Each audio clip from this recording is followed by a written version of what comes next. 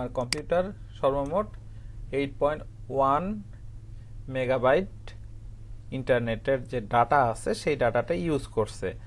আর আপলোডের স্পিডটা মাপার সময় আমার কম্পিউটার 40 মেগাবাইট ডাটা ইউজ করছে। এটা আপনারা যত বেশি ইউজ করবেন তত বেশি ডাটা কাটা যাবে। আপনারা যদি সাপোজ ধরে নিলাম যে আপনি মোবাইল ফোনের ডাটা দিয়ে কম্পিউটার চালাচ্ছেন, তার মানে এটা যদি বারবার দেখেন এই কয়েক সেকেন্ডের মধ্যে আপনার 50 এমবি ডাটা চলে যাবে। তো আপনারা এটা সবসময় একটু খেয়াল রাখবেন। আমি আরেকবার রিলোড দিলাম, দেখি এবার কি দেখা যায়। এখন সময় রাত 1:15। এবারেও 9.3 দেখি।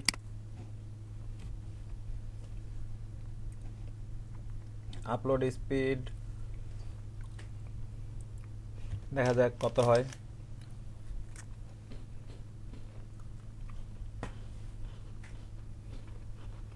দেখা যাক 8.0 mbps, একবারে কাটায় 8 এমবি স্পিড আমাকে প্রোভাইড করছে আপলোডের জন্য। তো আমি আশা করি আপনাদেরকে বুঝাতে পেরেছি। আর এই বুঝানোর সাথে সাথে আমি আর একটা জিনিস চেক করে আসতে যাচ্ছি যে আসলে আমার আমি কথা বলে আপনাদের কাছ থেকে জিনিসটা বুঝাই দেওয়ার চেষ্টা করছি। সেটা হলো আপনারা সর্বপ্রথম আবার পুনরায় দেখাচ্ছি fastfast.com। এখানে গেলে আপনার ইন্টারনেটের স্পিডটা শো করবে। আর এই স্পিডটা যেটা শো করে এটা মোটামুটি রিয়েল স্পিডই শো করে। আর এই fast.comটা হচ্ছে আপনারা অনেকেই নেটফ্লিক্সের নাম অবশ্যই জানেন। এটা একটি পেইড ভিডিও অ্যাপ অথবা পেইড ভিডিও ওয়েবসাইট, যেখানে পেমেন্ট করে দেখতে হয় ভিডিও।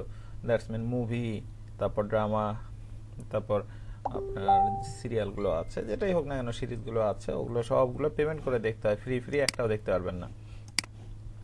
তো এইভাবে করে আপনারা দেখতে পারবেন ওখানে গিয়ে। আমার এবার 9.0 mbps শো করেছে। আর এই সাইডে দেখা যাক আপলোড স্পিড কত শো করে,